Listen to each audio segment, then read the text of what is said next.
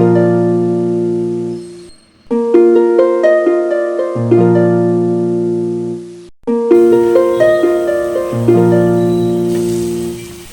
అండి అందరికీ. ఆనందాలకు సంతోషాలకు నిలయమైన లక్ష్మీ నిలయం ఛానల్కు స్వాగతం సుస్వాగతం. చూస్తున్నారు కదండి, నేనైతే మినపప్పు నానేస్తున్నాను అనమాట. ముందు రోజు నైటే నానేసేస్తున్నాను. మీరు కూడా ఇలాగే చేస్తారు కదండి మామూలుగానే. అంటే నేనైతే ఒక గ్లాసు మినపప్పుకి 2 గ్లాసులన్నర వరకు వేసుకున్నాను. ఇంకో మూడో గ్లాస్ అయితే కొంచెం ముప్పావు గ్లాస్ వేసాను అంతే. కొంచెం ఇట్లా మెంతులు వేసుకుంటే మెత్తగా మంచిగా సాఫ్ట్గా ఇడ్లీ బాగా వస్తుంది. నెక్స్ట్ అయితే బిఫోర్ డేనే నేను చట్నీకి పల్లీలన్నీ కూడా ఈ విధంగా ఫ్రై చేసి పెట్టేసుకుంటున్నాను అనమాట. మంచిగా ఫ్రై చేసుకోవాలి, ఈవెన్గా అన్నీ కూడా మంచిగా వేగిపోతే టేస్ట్ అనేది, చట్నీ టేస్ట్ అనేది చాలా బాగుంటుంది. చూస్తున్నారు కదా, ఈ విధంగా వేపుకోవాలన్నమాట. మీకు అందరికీ తెలిసిందండి. కాకపోతే ఏంటంటే కొంచెం చిన్న చిన్న మార్పులు చేస్తూ మరింత టేస్టీగా చేయడం కోసం నేనైతే ఇలా చేస్తూ ఉంటానన్నమాట. నేను చేసింది బాగుంది అనిపిస్తే మీతో కూడా షేర్ చేసుకుంటూ ఉంటాను. నేనైతే ఒక 2 స్పూన్స్ ఆయిల్ వేసుకొని ఆ తర్వాత నువ్వులు అందులో వేసి ఆ తర్వాత ఒక 4-5 పచ్చిమిర్చి వరకు నేను ఈ విధంగా చెదగొట్టి వేసి కొంచెం ఫ్రై చేసి ఉంచుకున్నాను అనమాట. ఇది ముందు రోజే రెడీ చేసి ఉంచేసుకున్నాను. కానీ ఇలా వేయటం వల్ల ఏంటంటే టేస్ట్ అనేది కొంచెం మంచిగా ఉంటుందన్నమాట. పచ్చిమిర్చి, కారము, నువ్వుల ఫ్లేవర్ అంతా కూడా మంచిగా చట్నీలో కలుస్తుంది. దానివల్ల మనకి చట్నీ టేస్ట్ అనేది బాగుంటుంది. అందుకని నేను అయితే ముందు రోజే ఇలాగ ఫ్రై చేసి ఉంచేసుకున్నాను. నెక్స్ట్ డే అయితే చట్నీకి ఇవన్నీ కూడా ముందు రోజే నైటే ఇలా చేసుకొని పక్కన పెట్టేసుకొని ఉంచుకుంటున్నాను అనమాట. చూస్తున్నారు కదా, ఈ విధంగా బౌల్స్లోకి తీసేస్తానమాట. నెక్స్ట్ అయితే పల్లీలు చూస్తున్నారు కదా, పల్లీలు నేను ఈ విధంగా క్లీన్ చేస్తున్నాను చూడండి. ఈ పల్లీలు అయితే కొంచెం సింపుల్గా మనం తీసేసుకోవచ్చు. మామూలుగా అయితే చెరుగుతారు కదా, అలా కాకుండా ఇలాగా ఒక కన్నాలు గరిటె ఉంటే కన్నాలు గరిటెలో కానీ, లేదంటే ఇలాగ మనం పూరి అలా వేపుతూ ఉంటాం కదా, గారెలు అవన్నీ వేపింది ఉంటుంది కదా, దీంతో ఈ జాలి గరిటెలోని వేసేసుకొని చక్కగా ఇలా చేసుకున్నాం అంటే పల్లీలు బాగా ఈజీగానే వచ్చేస్తాయి. కొన్ని అక్కడక్కడ ఉండిపోతే మనం చేతితో తీసామనుకోండి, మరి ఎక్కడ కూడా చూస్తున్నారు కదా, కిందన తొక్కంతా కూడా ఎక్కడ పడిపోకుండా నీట్గా కూడా ఉంటుందన్నమాట. మనకి కిచెన్ ఎంత నీట్గా మెయింటైన్ చేసుకుంటే అంత బాగుంటుంది కదండి మనకి మార్నింగ్ టైంలో. కానీ ఏదైనా కానీ మనం ఎంత మెయింటైన్ చేసినా మళ్ళీ క్లీన్ చేసుకోవడం తప్పదనుకోండి. చూస్తున్నారు కదా, ఈ విధంగా సింపుల్గా చేసుకున్నాం అనుకోండి, మనకి పల్లీలన్నీ నీట్గా అయిపోతాయి. తర్వాత ఈ తొక్కంతా కూడా అంత లెక్క పడిపోకుండా నీట్గా ప్లేట్లోనే పడుతుంది కాబట్టి ఈజీగా మనం క్లీన్ చేసేసుకోవచ్చు. అందులో ఇంకా అక్కడక్కడ ఏమైనా ఉంటే అవి కూడా తీసేసుకోండి వెతికేసి. మళ్ళీ అందులో వేసి జల్లిస్తే ఏమవుతుందంటే అవి చిన్నవే ఉంటాయి కాబట్టి అవి మళ్ళీ తొక్కులోనే పడిపోతుంది. అందుకని ఇలా మనం తీసేసుకున్నాం అనుకోండి, ఈజీగా వచ్చేస్తుంది అనమాట. చూసారు కదా, సింపుల్గా మనం తీసేసుకున్నాం. ఇలా తీసేసుకుంటే ఈజీ అయిపోద్ది మనకి. అంతే. ఇవన్నీ కూడా ఒక చిన్న బౌల్లో పెట్టేసుకొని మనం నెక్స్ట్ డేకి ఉంచేసుకుందాం. మూత పెట్టేసి ఉంచేసుకుంటే మార్నింగ్ చట్నీ చేయడం చాలా ఈజీ అయిపోతుంది అనమాట. ఇంకా చూసారు కదా, ఈ విధంగా గిన్నెలో అన్నీ వేసేసుకొని మూత పెట్టేసి పక్కన పెట్టేశాను. ఆ తర్వాత పప్పు అయితే రుబ్బుతున్నాను. ఇవన్నీ కూడా నేను చేస్తూ ఉంటాను, మీరు చూస్తూ ఉండండి వీడియోలో. నేనైతే విషయంలోకి వెళ్ళిపోతాను. మరి ఇంకెందుకు ఆలస్యం, ఈరోజు విషయం ఏంటంటే కోపం 2 అక్షరాల చిన్న మాటే, కానీ జీవితాలను సర్వనాశనం చేయగల శక్తి దానికి ఉంది. ముక్కు మీద కోపం ఉంచుకుని తిరిగేవారు మనకు తరచూ కనబడుతూనే ఉంటారు. కానీ ఆ కోపం వల్ల వాళ్ళేం కోల్పోతున్నారన్నది మాత్రం బయటికి కనబడదు. సో మళ్ళీ మాట్లాడుకుందామండి విషయం గురించి. అయితే ఇప్పుడు మీరు చూస్తున్నారు కదా, ఈ విధంగా మంచిగా కలుపుకోవాలండి.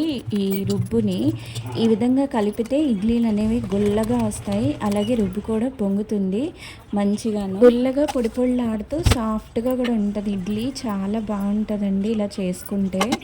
ఇలా చేసుకొని ఒక ప్లేట్ కింద పెట్టేసి మూత పెట్టేసి ఉంచేసేయండి. చూసారా రుబ్బు ఎలా పొంగిందో? ఇలా పొంగిపోయిందండి అంటే చూడండి వేడి ఎంతలా ఉందో.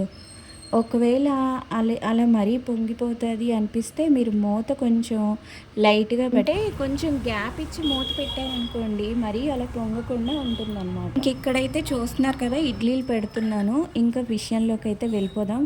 నేను ఇడ్లీ పెడుతూ ఉంటాను, మీరు చూస్తూ ఉండండి. మనిషి జయించాల్సిన 6 చెడు లక్షణాల్లో కోపం ఒకటి. కోపం వలన విచక్షణ కోల్పోయి ఒక్కొక్కసారి మాట్లాడేది తప్ప ఒప్ప అన్న జ్ఞానాన్ని కూడా కోల్పోతాం. కోపాన్ని జయించడం అనేది కొన్ని సందర్భాలలో కష్టం. ఎందుకంటే పని ఒత్తిడి వలనో లేదా మానసికమైన బాధ వలనో కోపం కలగచ్చు. కానీ కాస్త ప్రశాంతమైన మాటలను వినటం వలన మనం కాస్త కోపాన్ని అదుపులో పెట్టుకోగలుగుతాం. చూసారు కదండి, ఇడ్లీ స్టాండ్ అయితే కొత్తదనమాట. కొత్తది ఏదైనా కొంటే ఎంత సరదా అయిపోతామో కదండి. అది మీతో కూడా షేర్ చేసుకుందాం అని చెప్పేసి ఈరోజు అయితే ఈ వీడియో అయితే చేస్తున్నాను అనమాట. నెక్స్ట్ ముందు రోజు పల్లీలన్నీ కూడా ఫ్రై చేసి ఉంచుకున్నాం కదా, దానికి ఇది పోపు వేస్తున్నాను అనమాట. ఏం లేదండి, మామూలుగానే 2 స్పూన్లు మినపప్పు, 1 స్పూన్ ఆవాలు, 1 స్పూన్ జీలకర్ర, ఒక 10 ఎండుమిర్చి, తర్వాత ఎల్లుల్లిపాయలు వేసి ఫ్రై చేసేసాను అనమాట. నెక్స్ట్ కొంచెం చింతపండు నానబెట్టాను అంతే. ఆ చింతపండు కొంచెం నానేలోపు ఈ చట్నీ అయితే ఇలాగ ఈ విధంగా గ్రైండ్ చేసేసుకుంటున్నాను. నేను ఫ్రై చేశాను కదా, ఫ్రై చేసి ఉంచినవన్నీ కూడా ఈరోజు ఈ విధంగా మిక్సీ చేసేసుకోవడమే అంతే. చట్నీ అయితే రెడీ అయిపోతుంది. చూసారు కదా, చింతపండు పులుపు అనేది కొంచెం మంచిగా వేసుకుంటే టేస్ట్ బాగుంటుందండి. ఇంకా వెంటనే సాల్ట్ కూడా వేసి ఈ విధంగా చట్నీ గ్రైండ్ చేసేసుకోవడమే. ఇప్పుడు దీన్ని పోపు వేసేసి పక్కన పెట్టేసుకోవాలన్నమాట చట్నీ అయితే. సో చట్నీ అయితే నేను రెడీ చేస్తూ ఉంటాను, మీరు చూస్తూ ఉండండి. మళ్ళీ విషయంలోకి వెళ్ళిపోదాం. కొన్నిసార్లు బాధ వలన కూడా కోపం కలగవచ్చు. అలా బాధ వలన కలిగిన కోపాన్ని కూడా కాస్త పక్కదారి పట్టించే ప్రయత్నం చేయవచ్చు.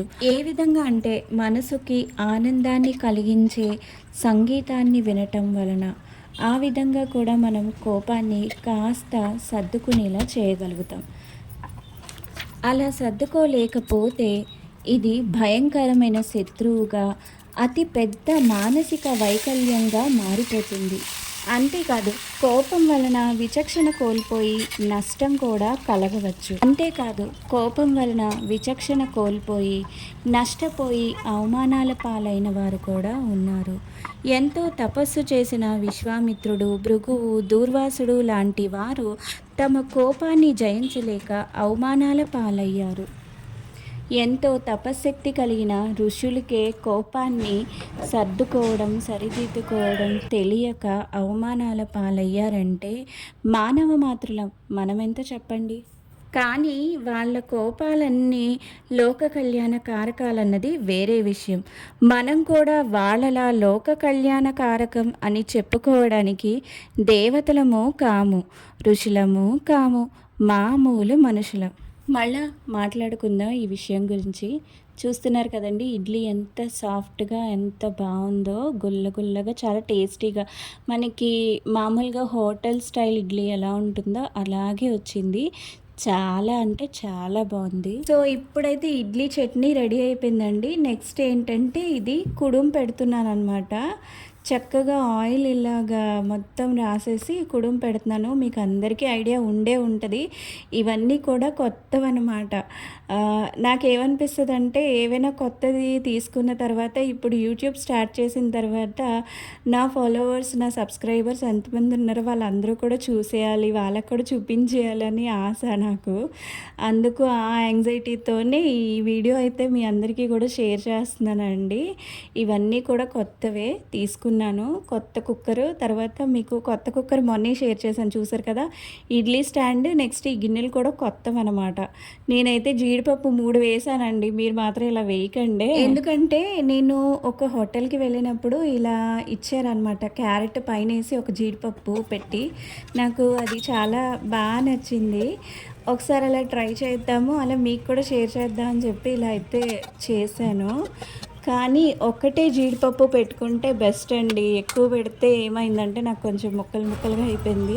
నేను ఉన్నది ఉన్నట్టే చెప్తున్నానండి, నిజమే చెప్పాలి కదా. సో అందుకనేసి మీరు ట్రై చేశాక అయ్యో నేను ట్రై చేశాను నాకు రాలేదని మీరు అనుకోకూడదు కదా, అందుకనేసి ఇప్పుడు ఇంక ఇదేంటంటే మినపట్లు వేద్దామని చెప్పేసి ఇంకా ఈరోజైతే 3 టైప్స్ ఆఫ్ టిఫిన్స్ అండి. అసలు తగ్గేది అనమాట. చూస్తున్నారు కదా, పొయ్యి మీద ఇలా పాన్ పెట్టేసి, చిన్న పాన్ ఇది చాలా బాగా యూజ్ అయిందండి నాకైతే. అసలు ఈ మినపట్లు వేసేటప్పుడు మాత్రం భలే వస్తాయండి అసలు మినపట్లు అయితే.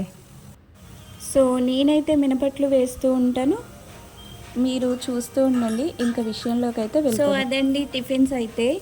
మనం విషయంలోకి మళ్ళీ వెళ్ళిపోతున్నాం. విషయం ఎంతవరకు వచ్చిందంటే మనం మామూలు మనుషులం. సో మామూలు మనుషులం కాబట్టి కోపం తగ్గించే విధంగా మనం ఆలోచన చేయాలి. కోపం తగ్గాలంటే అద్దం ముందు నిలబడి నచ్చిన వాళ్ళను గట్టిగా తిట్టేసుకోమని చెబుతారు వ్యక్తిత్వ వికాస నిపుణులు. ఈ విధంగా కోపాన్ని తగ్గించుకునే ప్రయత్నం చేయాలి.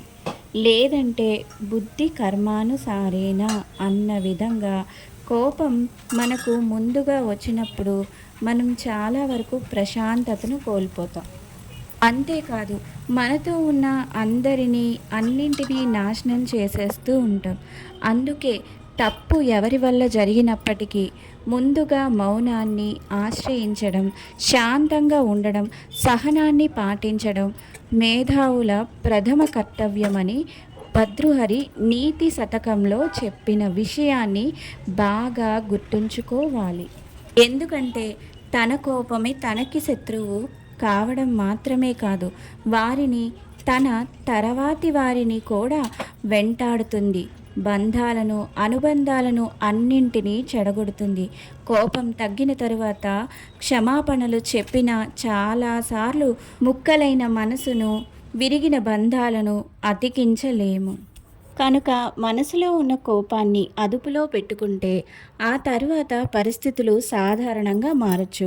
లేదంటే మనం ఊహించని విధంగా మేలు కూడా జరగచ్చు. ఈ విధంగా మనం మారటం వలన మన పరిస్థితులు కూడా మనకు అనుకూలంగా మారే అవకాశం రావచ్చు. సో ఇదండి ఇవాల్టి వీడియో అయితే. చూస్తున్నారు కదా, ఇవన్నీ కూడా కొత్తవన్నమాట. బాటిల్స్ అన్నీ కూడాను మీతో ఒకసారి సరదాగా షేర్ చేసేస్తే నాకు హ్యాపీ అనమాట.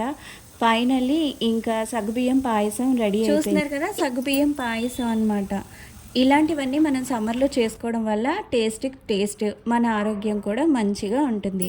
సో ఇదండి ఇవాల్టి వీడియో. మళ్ళీ మరో మంచి వీడియోలో కలుద్దాం.